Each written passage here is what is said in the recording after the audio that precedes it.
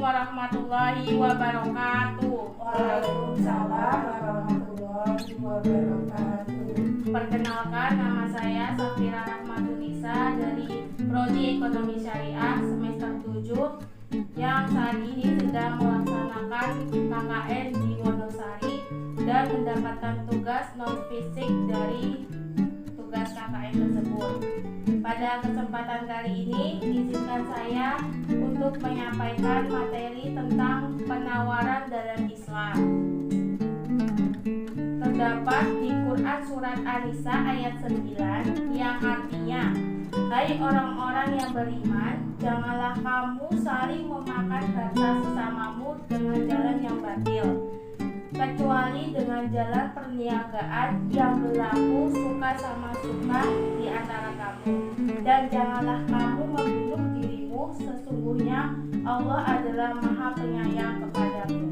Nah, dari Quran Surat An-Nisa ayat 9 ini itu dimaksud tentang kita di dalam Islam itu diperbolehkan perniagaan. Yang terpenting perniagaannya itu tidak saling merugikan satu sama lain.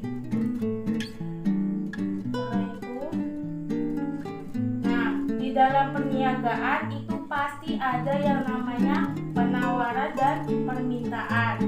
Penawaran yaitu kalimat yang sudah menjadi makanan kita sehari-hari karena berhubungan dengan perekonomian. Nah, di dalam penawaran itu sendiri terbagi menjadi dua, yaitu penawaran konvensional dan penawaran Islami. Pengertian dari penawaran konvensional adalah jumlah barang atau jasa yang tersedia dan dapat ditawarkan oleh produsen kepada konsumen setiap tingkat harga tertentu dan selama periode waktu tertentu. Pengertian dari penawaran Islami yaitu jumlah barang atau jasa yang tersedia yang akan ditawarkan oleh produsen kepada konsumen dengan tetap mengikuti kaidah syarat dan memperhatikan halal dan haramnya. Jadi sebenarnya antara penawaran konvensional dan penawaran Islami itu sama saja karena sama-sama saling melakukan penawaran. Secara teoritis maupun praktis tidak terlalu banyak perbedaan antara penawaran secara konvensional karena konteks prakteknya tetap sama, akan tetapi yang membedakan adalah niat dan tujuannya. Jadi kalau untuk penawaran konvensional lebih untuk mendapatkan laba setinggi-tingginya untuk perusahaan, sedangkan penawaran Islamnya lebih kepada memberikan kebermanfaatan bagi masyarakat dan pedagang itu sendiri, serta memberi kebaikan kepada sekitar. Jadi antara penawaran Islami dan konvensional itu tidak ada bedanya ya. Bedanya yaitu halal dan haramnya. Selanjutnya, faktor-faktor yang mempengaruhi penawaran. Yang pertama, harga barang itu sendiri. Jadi, kenapa harga barang itu sendiri? Karena seperti hukum penawaran, yaitu jika harga naik maka penawaran akan barang tersebut meningkat. Sebaliknya, jika harga turun maka barang tersebut akan menurun. Yang kedua, harga barang lain atau substitusi. Yang ketiga, biaya dan teknologi.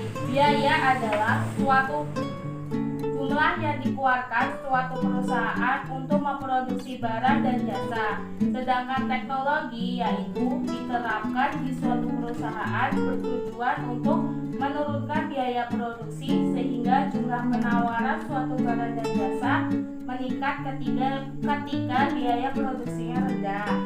Kelima, dugaan tentang masa depan. Keenam, kondisi alam. Contohnya kayak misalnya kayak jual payung sama jas hujan yang mestinya kan hanya ketika musim hujan saja. Penawaran. Jadi ini ada tabel di mana tabel ini jumlah barang yang ditawarkan, tingkat harga di pasar dan periode tertentu berdasarkan hukum penawaran. Jadi di sini kan ada harga 29.000, kuantitasnya 130, 28, kuantitasnya 125 dan seterusnya. Bila tabel di atas digambarkan dalam bentuk kurva, maka grafiknya dapat dilihat.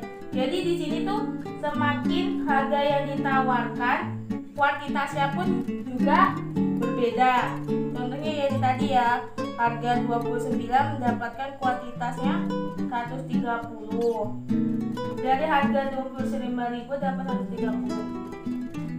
Bisa dilihat jika harga mengalami penurunan, maka kuantitas barang yang ditawarkan juga akan mengalami penurunan.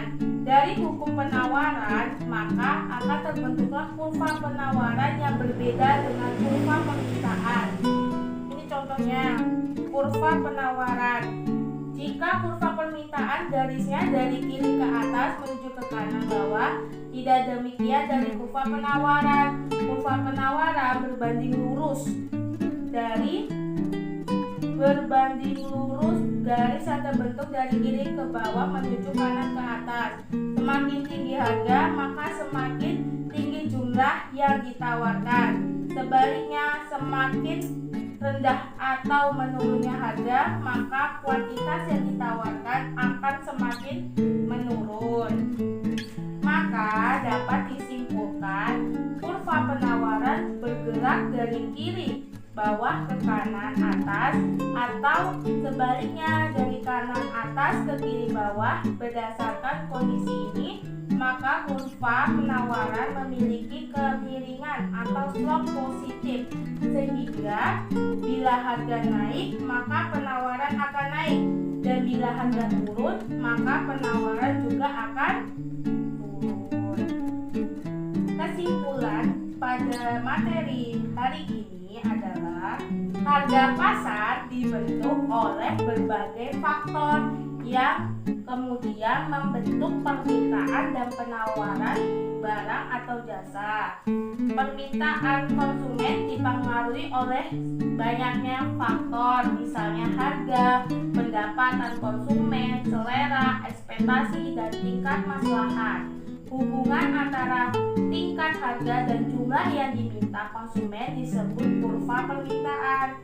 Sementara itu, penawaran produsen juga dipengaruhi oleh banyak faktor, misalnya maslahat, keuntungan, dan harga.